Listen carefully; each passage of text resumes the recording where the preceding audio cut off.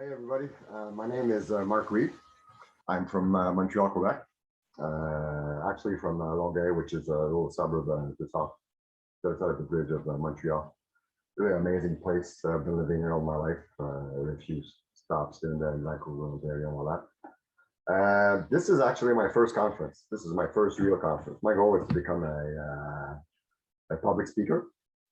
And the goal behind that is to inspire as many people as possible. Inspire them to what? To become the best version of themselves. Inspire them to take the time to look inside themselves and see what is really there. Not what the society, the media, the parents, mind you, there's some that have very amazing lives, but others do.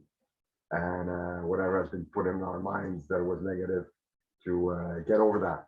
Not get over that in the sense that get over it, but to rise over that. And because that's what's happening in my life. My life I start taking a turn for the better. Like it's incredible. Um, 2 years ago, I was on my kitchen floor, wanted to end my life because I just couldn't keep on going. I was always like, having success in something and then sabotaging myself. And my life just kept on, being that way. It showed me something though. So it showed me that I have a lot of potential. It showed me that yeah, I can have success. So that's the positive part of it. So this conference is about my journey and what I want to do. So we'll start with my journey. We'll start with like it's my journey. It's not your journey. It's my journey. It's what I have to go through to be what I am today. To have enough guts and belief in myself to talk to you, to open up and take the risk and saying that whatever happened to you, um, there's this amazing man, Dexter Yeager, that used to say the facts don't count. He was because he deceased 2 years ago, but the facts don't count, meaning that whatever happened before, you can choose that it has no more power over you anymore. I let my past, my circumstances have the better of me. I'm 54 years old now.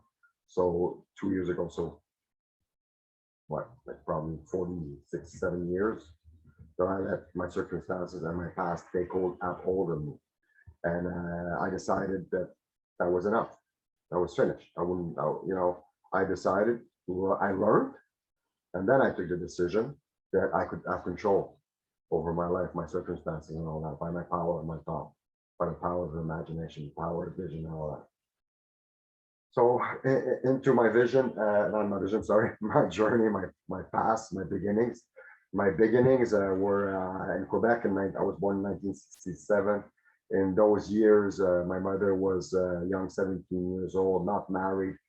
In Quebec, there was a huge clergy church oppression up until the end, like 65 years, 65, 70s, it was starting to, 70s, it exploded. People were fed up, had enough, started the girls, their ladies started to burn their bras. And that went up with a movement of peace and, love and happiness from Woodstock that it started, that it just like span all over the world. So it started changing there. But until these years, if you were a woman not married and pregnant, you were seen as a prostitute, you were seen as a devil, you were seen as unworthy, you were like criticized, you were like shunned.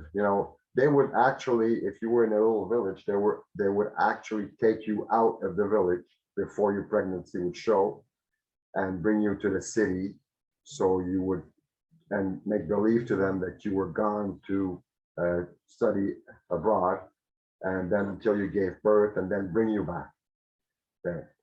So I'm writing a book now, and I wanted to know where I was born, and it was called in French the Miséricorde Hospital. It's this hospital where it was run by nuns and priests, where these girls would go there and give birth. But as you can imagine, the atmosphere there was like, for these girls, they were like abused sexually, abused physically, abused mentally. They were put down mentally. They were insulted. They were dragged through dirt. They were called prostitutes, hookers. They were just like, it was disgusting. A lot of these girls actually threw themselves off the third floor of that building. And the river was not far, so a lot of girls also went to drown themselves in the river because that atmosphere was like really disgusting. And I was born into that. And so for 2 years, I was living there. And what I read, because I in the information, it was called like in the, if you go look at it, I'll try to get the link down. But if you go look at it, it's called the Hospital of Horrors. The kids were sexually abused, were left to themselves in their outings. They were in their diapers. They were cleaned up. They were giving them minimum care that they were needed. So I stayed there for 2 years, and I was adopted by a couple who had no idea what they were getting into. So, but already then I would not let anybody touch me. I wouldn't. 2 years old, and I would not let anybody give me affection, touch me.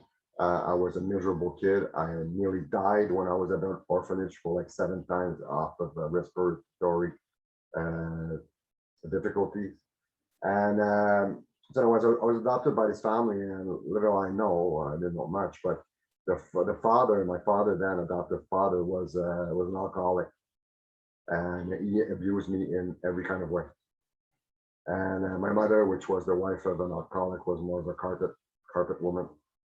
So that went on like I'll go short because I don't want to take too much time on that, but just the beginnings, and then we'll go fast through the rest. My father, yeah, he was an alcoholic, and at the age 11, at the age 10, I tried to kill him. I put a knife to his throat, and inside me, that was enough, the abuse and all that. I was a rebel, thank God, because it helped me save my life so many times. And so yeah, so I had enough. So I put a knife to his throat, and of course, it was big in me, so he beat the crap out of me. And but in those times, I didn't know that he was dying. He had a cirrhosis and lung problems, and other issues from smoking and drinking so much. He was an ex-British military in the Navy, a very cold man, a lot of suffering. Today, I see that there was a lot of suffering. There's no more resentment today, and that's one of the key I want, to have impact over you, is that today it's possible to forget these things. It's possible to get over that and see the real person behind all that. And he was a man with a lot of suffering inside him. So anyways, he came back from the doctor, and we didn't know, my mother knew, but the doctor told them that him and my mother, that if he didn't stop drinking, he would die. Like, that was it. There was no miracle to happen. That was it. And so he decided to let himself die. So I registered that as a suicide. I registered that as life, there's no point in living life. That I registered that as a solution to life, to my problems in life. So he died, and then I flipped. I just flipped. I turned into this monster, this aggressive monster. Since he had this control over me all my youth, my mother didn't have that control over me, so I just went crazy. 11 years old, my first time I got like pissed drunk, wrapping a toilet bowl that I just threw up in. My first drug experience was at 12. My smoking joints. My first full, complete sexual relationship, I was 13 years old. I had at 10 years old, I already started to fondle girls, and then fondling me, not knowing what we were doing, but still. So yeah, and then at 12 years old, I tried to kill my mother also. I took the biggest knife in the kitchen I could find, and I ran after her. And it was my brother that actually stopped me. See, if he wouldn't have been there, she would have been dead today. Thank God. Thank the universe for protecting me. But still, she got like so afraid that she ended up like throwing me out and throwing me into the social service system. Ended up going in jail, youth jail, for 3 years and a half, from 13 till 17 and a half. But then something happened. And I will relate to that later, but something happened when there was a foundation that was helping kids from that youth jail to have a better life. And one of their way was to rent three tall ships, three mast sailboats, and take us kids, some of us kids, with other kids from other styles of life, some rich kids, some people from university, from people from group homes, some people from youth houses, uh, high school kids, and put them all on a boat, 25 of us, and there you go, with a crew, of course, and a crew of also of supervisors who were specialized in that type of projects.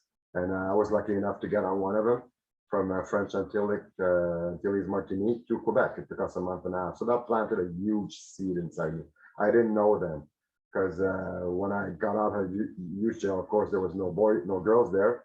And on the boat, there were girls my age. So, of course, mine just spent out of control. And we stopped in Bermuda. I had access to a lot of alcohol. I had access to a lot of weed. And so I just got totally out of it. But I still really, really enjoyed that trip some ways because it was a schooling boat. I've already had experience with sailing. It was a schooling boat, and we had to drive the boat any kind of condition. We had a storm like 30, 40, not sorry, like 20, 30-foot waves where we had to go and steer the boat in those conditions, and we survived. Oh, it was amazing. So anyways, getting back into the youth jail, I was, they wanted to put me back in the hole because yes, youth jails have holes too. And I totally refused. I rebelled like crazy and ended up going back into, I was 17 and a half. So I was like 18 is the major year age here in Quebec. So they kind of, okay, there's nothing you can do with him. So we'll throw him out. So they got me back into a group home. I ended up stealing, getting into heavy drugs. My mother took me back for a day, for a month, and she had to throw me out because came back to the law. The rules were no drugs, go back to school or find work. I didn't find work. I didn't look for work. I didn't go back to school. And I came back one night. My friends brought me back because I was totally wasted with holes in my arms because I was doing coke at 17 years old, like injecting coke in myself. So she threw me out, and then back I didn't go back to group homes. I was like a month away from 18. So I ended up at some friends' house, and then another part of my life started. I got into heavy drugs, cocaine, LSD, mescaline, acid, all the drugs you can find that I just didn't want to feel myself. I was like, my self-esteem was like under the carpet. I hated myself. My goal was to destroy myself the fastest possible and not having the courage to kill myself. I did try to kill myself when I was younger, but there's stupid ways that were not effective. So it was my way. And then something else happened. I ended up going to Vancouver, running away from Montreal where my problem was, but I forgot that I brought myself with myself. Ended up in Vancouver, but that, planted another seed. There with not much experience, I ended up like working in the hospitality industry and rising up from a busboy to kitchen manager, from a busboy to assistant manager, from busboy to barman, like in no time at all. I had this gift inside of me and started renovation also there, so I had some work to do that. But most of that money was through. So I ended up again in Vancouver, and then ended up in Whistler, was paradise on earth. Skiing, like skiing t-shirts in the month of April, and it was like totally amazing. But still, like just getting pissed drunk all the time, getting wasted as much drugs as I could all the time, most of the time, and stealing, fraud, stealing from where I work, and all that. And then I came back to Montreal. I had to leave actually the BC province because I've done so much bad in some of the cities that there were people physically looking to end me. Ended up back to Montreal, and then my life just took a turn for the worse. I got like really again into heavy drugs, doing prostitution in order to get money, to get lodging for and drugs. Ended up with like at on the exterior side of the Jewish mafia with the Hells Angels. doing hold ups, doing all kinds of criminal activities, selling drugs and all that. Not to a higher level because I was this little scaredy cat, but enough to put my life in danger. And today I realized that the universe was protecting me. It was like really had something better for me. And no, then actually I believed in those days that I wouldn't get over 25. For me, my life was ending at 25 years old. At the rate I was going, it was really possible. And then about 6 months before 26 years old, on the November when I was 26, don't remember the date exactly, but something happened to me. I was doing renovation, and this guy, a friend of mine that I used to do be in the hospitality and working for caterers, he was starting to take this coaching course to become a therapist with Marianne Williamson, who was doing a course, and on that type, of course. And he took me in as a study project. Didn't charge me a penny, but for the 6 months, I would go in to see him once a week, and it would just get worse and worse every time, worse and worse. Because every time I would see him, we would, realize that my life is shit and I'm not going nowhere and I'm only going to die and I'm getting only worse. And walking out of there was just like even worse. So I got even more stoned. I got even more into drugs, more into alcohol, and hanging out into strippers joint. That was my place. My sexuality was totally like way out there. I had sex with whatever was cute and on two legs, just not to feel myself. And so, anyways, after 6 months, I ended up something happened inside me. His love, his love really like got to me. His devotion to me, because I saw him crying, seeing me destroying myself.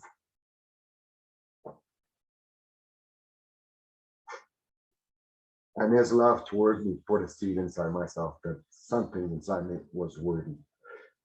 So I decided to stop using with the aid of AA and Cocaine Anonymous, Alcoholics Anonymous. And there started a journey. Oh yeah, just to let you know, in youth jail, I did a third murder attempt. Why I tried to murder one of the kids in the jail because he just got on my nerves too much. And the guards there actually stopped me. So by the time I was 13 years old, I had already 3 murder attempts on my conscience. Yeah. So anyways, so then my journey started, and it was what a ride. Like seriously, what a ride. So going through AA program, but of course, in the state that I was in, I wasn't ready for like self growth. When I stopped using, I ended up transferring my dependency, my addiction into sex. And in A, CA, NA, DA, it's like I was a fox in a chicken house. It was like party. There was a whole buffet of suffering girls there that were just like ready to not feel themselves like I wouldn't want to feel themselves, and we would just like two sick people getting together. And I've had a few relationships with the women throughout time, and every time it would end up in drama. I couldn't handle a relationship. I didn't know what a relationship was. I wasn't taught. And that's another point that I want to have you to keep in mind. That some of the things we are not responsible. Some of the things that we have done, it's not that we're not responsible, it's we didn't know better. And that's why I said that, forgiveness, it's part of the forgiveness is having enough compassion towards the other, that sometimes he didn't know better, or he did, but he couldn't stop himself. There's just like, there's those paradigms, those bad way of thinking, those erroneous thoughts, they just take over your mind, and there's no control. So anyways, yeah, I started onto this path, and I started reading more books. I started like getting into more like some sort of program, doing an Amway program on the surface, but still, it still works a bit, to the extent that you get involved.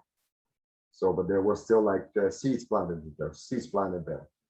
So ended up about like when I was 32, I ended up in another relationship, and it was how I mean, like it was the woman's an amazing woman, but she was like maniacal depressive, borderline depressive, and she took me through the ringer. She even told me, "She says I'm your Waterloo." Today I agree because when I walked out of the relationship, I was like a puddle of water you could step on. So like just I would get into all these the women I would attract. They were actually women who just reflect the image I had of myself at worst. So so yeah, so I did 12 years without drinking, 12 years without coke. Ended up doing a huge relapse. It lasted like a month, and then got totally freaked out, scared by coke. So I stopped there, and ever since then I haven't touched it. That was about like 33, 34, 35, and but just kept on alcohol and weed, just. And one thing I realized that once you start self growth, every time you fall, when you get back up further, you just get back stronger and stronger and stronger and stronger and stronger. So just keep on getting back up. Just whatever happens, keep on getting back up, and eventually you'll make it. And you just never, you don't make it because it never stops. Actually, you just keep on growing and growing, and that's where it gets really amazing when you realize and you see changes in yourself that are, and they just keep on growing, and they just keep on growing. And I realize that once the universe gets into you, that you realize that the universe is there to help you, uh, and you keep on doing steps in the dark, not knowing what you're going, where you're going, because that's the way it works. You have to trust. You have to have full faith in the universe and God, and once you start trusting and opening your heart, even if it's just a little bit, well, the universe is going to throw things at you that are just going to. So, and that's what's happening to me now. So that's why I want to share that to you, even if my stories was, yeah, hell. And I don't want to minimize other stories. Some, if I look at stories and ladies in Africa that were victim of war rape, man, like my story is peanuts. And my story is like, I've had it good.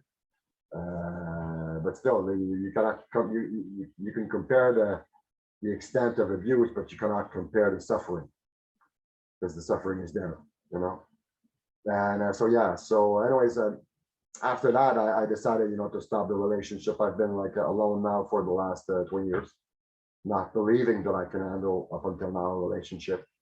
And now I'm seeing the possibility. I've had a cat for that I saved from the street that I've been practicing on.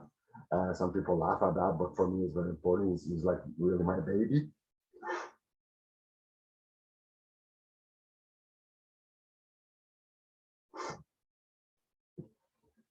It's the first thing that I really loved in my life. That I took the risk to open my heart to the possibility that maybe, yes, reality has life. Life has a reality that you might get killed, you might get hurt, you might get taken, you might run away. But opening my heart to the risk that, yes, I will love them and give them all my love. And it's a really good laboratory because now we're having this amazing, funny, crazy relationship. This will ball of joy, a ball of fur. So yeah, so but my life just kept on. I ended up like being in the an event manager. Like I won't tell names, but event manager. To very high end presidents in Quebec of companies, like very high end. Ended up with their keys of their houses. Ended up with a full trust. They knew where I come from. Ended up also I was really good at renovation, and then ended up like managing like really, really big contracts that I like really succeed in both those fields. But every time I would get to a certain point and then bring myself back down, certain point, and then bring myself back down, certain point. And that would like start like my life has been like a roller coaster, like all of it. And every time I would go so high that the fall would be so low. And about 3 years ago, I ended up with a X-Acto knife and my cat. And I was watching Joel Osteen there on he's a preacher, an American preacher, amazing guy. And it was like, okay, so I was petting my cat, crying my guts out with that knife in my hand and wanted to slit my throat. And I said, Okay, so I'm gonna try one more time with Joel Olstein. And he kept on saying, find a church, find a church. So I found a church, which gave me a hand, but that church is really good. It helps a lot of people, but it has a poor mentality. So I got out of that. But still, it was like a stepping stone for me. And then that was 3 years ago, 4 years ago. And 3 years ago is because I like lost a lot of money in renovation, took bad decisions, I had bad people, and I lost like everything I had. Like I mean, everything I had, I lost it, except my cat. Yeah. And that was like there was no question I was losing or giving him more. So yeah, so I ended up yeah 2 years ago, the same state, down on my luck, losing a good job that I had, getting kicked out of a job on UIC, here's unemployment insurance in Quebec. And again, the same situation, wanted to end my life and da da da and all that. And then I fell onto Bob Proctor's. Bob Proctor's, he has this video on YouTube, this seminar on YouTube, which is You Were Born Rich. And I was like smoking weed and watching to that, but still it had an impact on me. And then really started my journey, because then I realized that I can control my thoughts. I can control my life. I didn't know that. I wasn't taught that. And the majority of people weren't taught that. And that's the message I want to give into you today, is you have control of your life. That's the reason why I'm doing this video. That's the reason why I want to do conferences, because I realize that you can control your life. You can have what you want out of life. You just have to ask, take action, believe, and it will give into you. The universe, God will give you a lot more than you ask for. It will just take it off your feet. So I started into that journey, listening to videos, listening to audio, was getting into a live, like it was on Zoom seminar, because I couldn't afford to go to where he was in the States. And keep on smoking drugs and stuff like that. And then again in December, 2 years ago, same stuff. I ended up again, in the same state, on my knees in the kitchen floor, like, and crying and telling God, I just want to be good. I just want to be good. I was like, I was to a point where I didn't want any more out of life. I just wanted to be good. Good to myself, good to others, because I was a total jerk. I had an amazing personality, but underneath that, I was just out there to get it for myself. And when I sucked everything I needed out of you, you were out of my life. I didn't have time for you, if you had nothing to offer me, and I wasn't giving anything. So, so then again, I kept on, and then COVID hits. For me, it was a total blessing. For others, like I couldn't work anymore, hospitality industry, I couldn't work anymore. My knees were hurting me, so I couldn't do renovation. So my income was like none. The only income I had was from the government.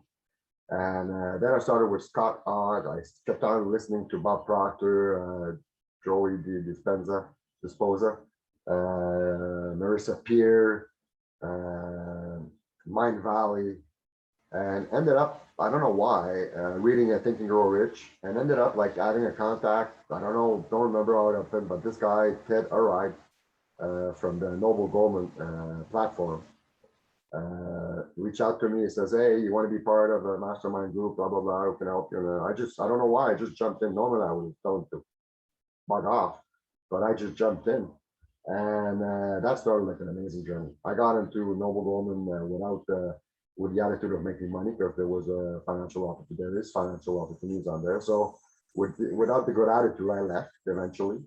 Got back into weed. Now I've been like 10 months sober, over 10 months sober. Not wanting to go back. I have these urges once in a while, but like my life is so amazing now, I don't want to lose it. And the perspective of what's coming up for my life is still incredible, so I don't want to lose that. And got back into Noble Goldman in last December. And so we're in 2021 right now. If you're watching this video in 2020 or 24. Yeah. Ended up getting back into Noble Goldman, but the people that I attracted and was attracted to was like totally different. I was attracted to Mark's Maynard mastermind on Sunday at 11 o'clock EST time. Noble Goldman, and it started a journey. Like it started like people were loving, were like pouring into me. I decided to be authentic, not no bullshit, and that's what it says on the Noble Goldman, no BS.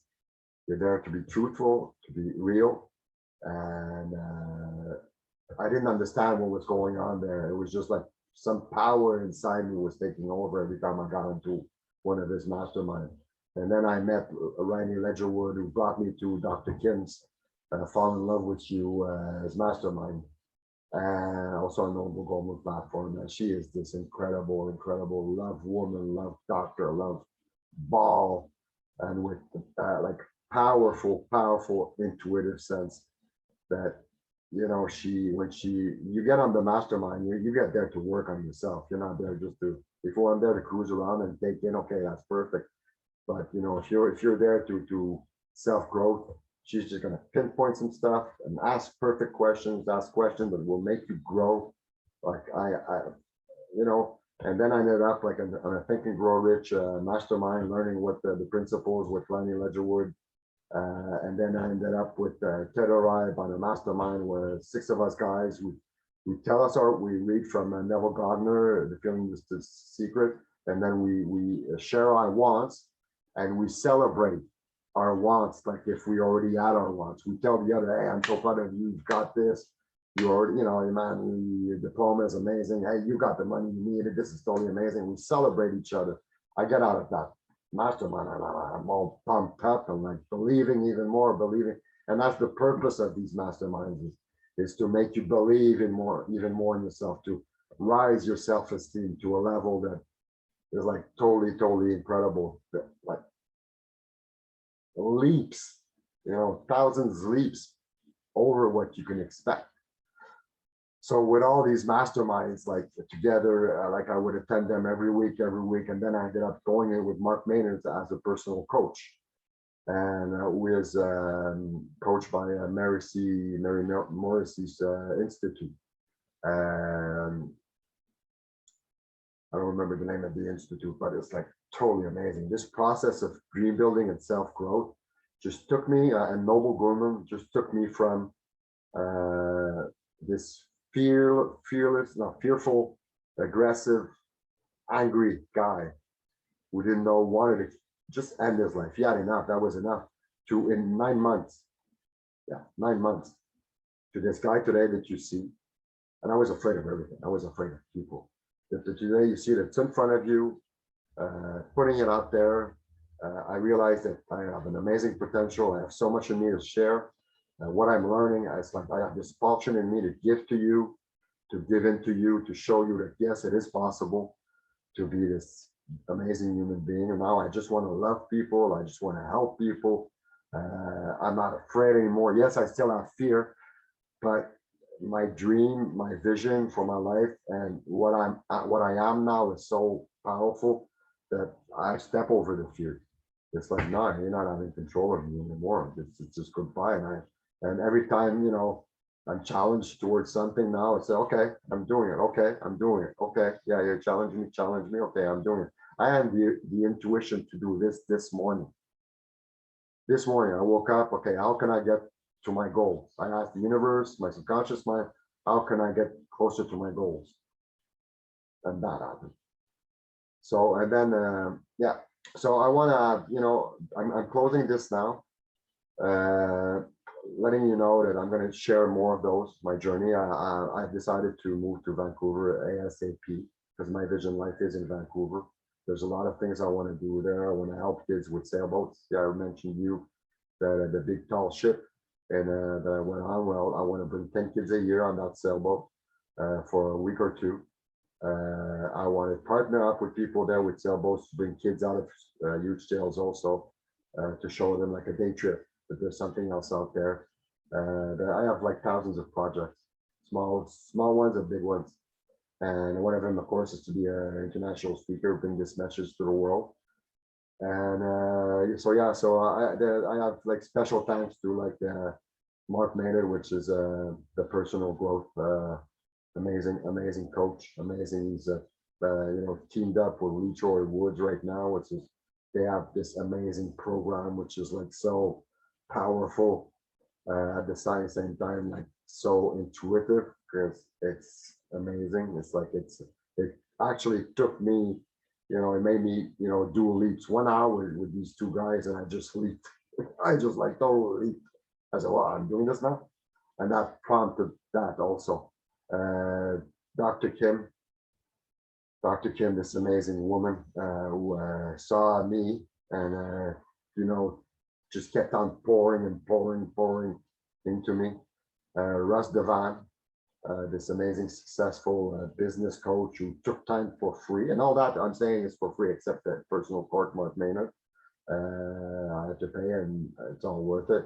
I would pay a lot more for that. Dr. Kim was also a Love Yourself program, which is totally amazing. I'll put the link underneath. Russ Devan Live is Victor, amazing business coach who took free time. He doesn't have to do that. Took free time with me because I told him I wanted to be a speaker, and he said, "Mark, I want to meet with you. I want to help you." And a special thanks to. I'm going to air this on the Noble Goldman also, as it is on YouTube. But Mark Santos, the founder, creator of Noble Goldman Mastermind Community. Mark,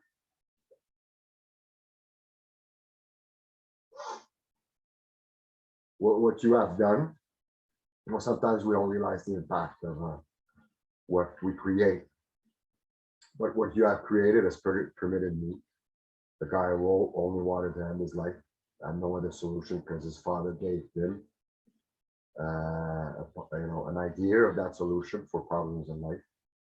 In 9 months, transformed them with your community to this guy today who's in front of you, who's telling people that they can love themselves as I love myself today. As I'm showing myself to the world, as today I'm showing people what we can do together, because it's all together. We cannot do this alone. And you have created this amazing platform that I just hope you feel that inside you, that you realize what you created and what changes you can do in people's life. So all the best to you. I hope that has inspired you. You'll see me often. I will not stop until I get on a stage in front of thousands and thousands of people to show the world that it is possible to influence. If it's only one person at a time, so be it. But this world has to change. This world needs people to tell them that they can be better. So all the best to you. I love you. Today I can say that from my heart. I really love you. I love humanity today. I wanted to blow the planet at one point, sincerely. I've envisioned myself pushing the button. And today I'm like so far away from that. So all my love to you, all my blessings to you, and all of that.